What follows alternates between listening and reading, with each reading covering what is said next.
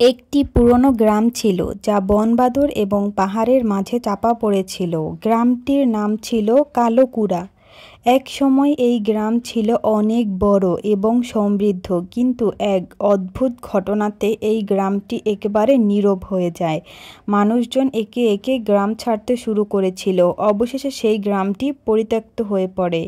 গল্পটি শুরু হয় অনেক বছর আগে। গ্রামটি এক প্রভাবশালী ব্যক্তি ছিল, তার নাম ছিল বীরেন্দ্র। সে ছিল এক খুব নিষ্ঠুর এবং লোভী মানুষ। তার ছিল এক বিশাল জমিদারি, কিন্তু তিনি নিজের পক্ষে যতটা সম্ভব সুবিধা অর্জন করতে চেয়েছিল ততটাই অন্যদের থেকে শোষণ করতেন। বীরেন্দ্রের কাছে ছিল একটি পুরনো মন্দিরের ভূমি, যা গ্রামের মানুষের কাছে অত্যন্ত পবিত্র ছিল, কিন্তু বীরেন্দ্র সেই জমি বিক্রি করে দেয় বড় বড় ব্যবসায়ীদের কাছে, যাতে সে আরও টাকা কামাতে পারে। গ্রামের লোকেরা বীরেন্দ্রকে অনেক বুঝিয়েছে, কিন্তু সে তাদের কথা শুনেনি। একদিন মন্দিরের পাশের জমি বিক্রি করার পর অদ্ভুত ঘটনা ঘটতে শুরু করে। প্রথমে গ্রামের কিছু মানুষ অসুস্থ হয়ে থাকে, তারপর রাতের অন্ধকারে একে একে একাধিক মানুষ নিখোঁজ হতে শুরু করে।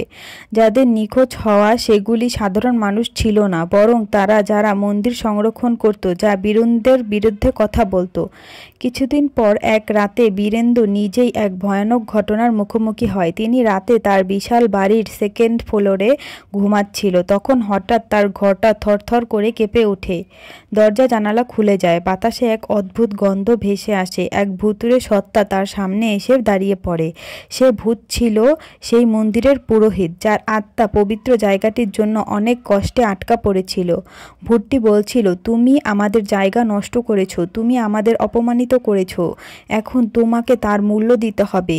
বীরেন্দ্র দিশাহীন হয়ে পড়ে, তার শরীর ঘেমে যায় এবং সে জানতো যে সে আর বাঁচবে না। কিন্তু ভূতটি তাকে একটি সুযোগ দেয়। সে এক রাতের মধ্যে সিদ্ধান্ত নিতে হবে। তুমি যদি আমাদের মন্দির ফেরত দাও এবং সে জমি ফিরিয়ে দাও, তবে আমি তোমাকে মাফ করে দেব। বীরেন্দ্র ভয় পেয়ে যায়, কিন্তু সে জানতো তার লোভ তাকে এক অন্ধকার পথে নিয়ে গিয়েছে। সে এই মন্দির ফেরত দেবার বদলে আরেকটি ভয়ঙ্কর সিদ্ধান্ত নেয়। সে ভাবল, যদি সে ভূতের অস্তিত্ব অস্বীকার করে এবং সেই জমি দখল করে রাখে, তবে তার ক্ষতি করতে পারবে না। পরের দিন ভোরের আলো ফোটার আগেই ভীত স্বতন্ত্র বীরেন্দ্র মন্দিরের জমি বিক্রির পরিকল্পনা নিয়ে বের হয়।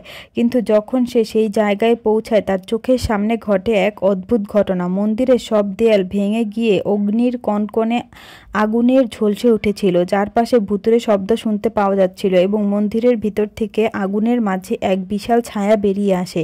ভূতটি আবার তার সামনে বলিয়ে বলে, এবার তার চোখের ভয়াবহ ক্রোধ ছিল।